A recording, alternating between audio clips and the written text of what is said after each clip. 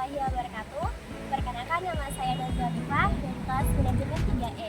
Di sini saya akan membuat video pembelajaran tentang pendapatan nasional.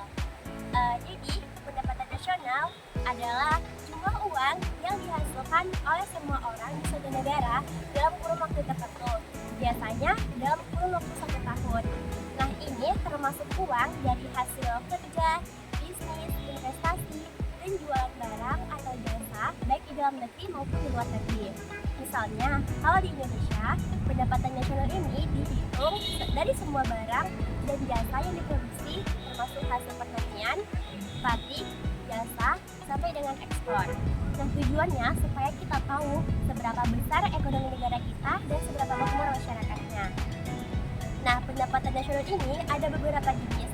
Yang pertama, ada PDB atau Produk Domestik Bruto. Nah, PDB ini adalah nilai semua barang dan jasa yang dihasilkan dari dalam negeri, termasuk oleh perusahaan asing. Yang kedua, ada PNB atau Produk Nasional Bruto. PNB adalah pendapatan yang dihasilkan oleh warga negara baik yang tinggal di dalam negeri maupun yang di luar negeri, tetapi tidak menghitung pendapatan dari perusahaan asing. Yang ketiga, ada PNN atau pendapatan nasional neto. Nah, PNN ini merupakan PNB setelah dikurangi biaya penyusutan alat-alat produksi seperti mesin atau bangunan. Selanjutnya itu ada pendapatan perseorangan. Pendapatan perseorang ini adalah pendapatan yang benar-benar diterima oleh individu seperti gaji, bunga, atau keuntungan usaha, tetapi belum dipotong pajak. Nah, lalu ada juga pendapatan disposable. Nah, pendapatan disposable ini yaitu uang yang bisa langsung dipakai oleh masyarakat setelah dipotong pajak.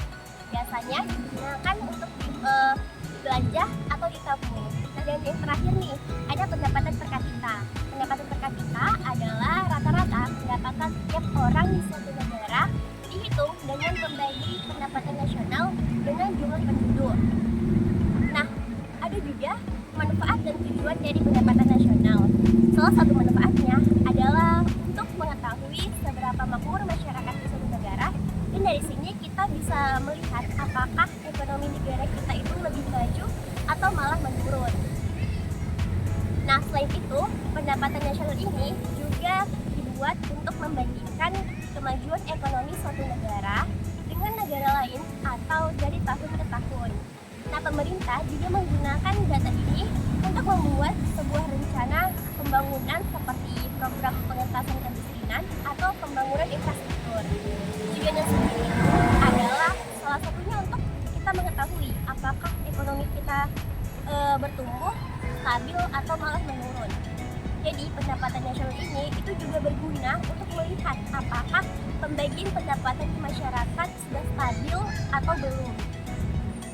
Nah, data ini tadi membantu pemerintah membuat kebijakan yang lebih baik lagi supaya masyarakat bisa hidup lebih sejahtera.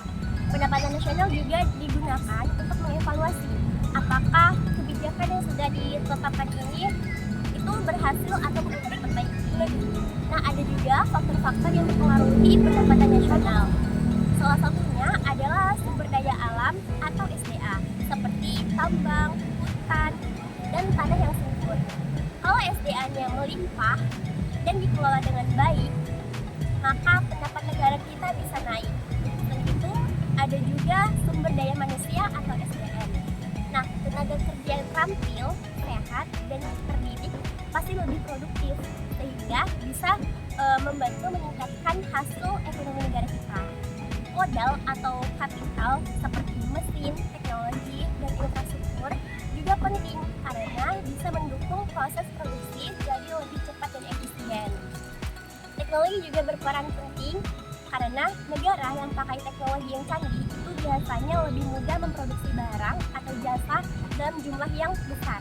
Nah, kebijakan pemerintah itu seperti pajak, subsidi, atau aturan perdagangan juga sangat mempengaruhi pendapatan nasional. Kalau kebijakannya baik, ekonomi negara kita juga bisa tumbuh lebih cepat. Stabilitas politik dan keamanan juga penting. Kalau negara kita aman dan stabil, maka orang-orang lebih percaya untuk investasi berinvestasi dan menjalankan bisnis. Selain itu, ada juga permintaan dan penawaran barang atau jasa yang juga sangat berpengaruh. Kalau banyak orang yang beli barang buatan dalam negeri, maka ekonomi negara kita tuh bisa naik. Hal ini juga didukung oleh perdagangan internasional seperti ekspor. Nah, semakin banyak barang yang kita dijual ke luar negeri, maka semakin besar pula pemasukan negara kita. Nah, yang terakhir nih, ada investasi. Baik investasi di dalam negeri maupun di luar negeri, itu bisa menciptakan lapangan kerja dan meningkatkan pendapatan nasional. Nah, semua faktor ini tadi itu bisa saling mendukung dan harus dikelola dengan baik supaya ekonomi negara kita bisa terus berkembang. Sekian video pembelajaran dari saya.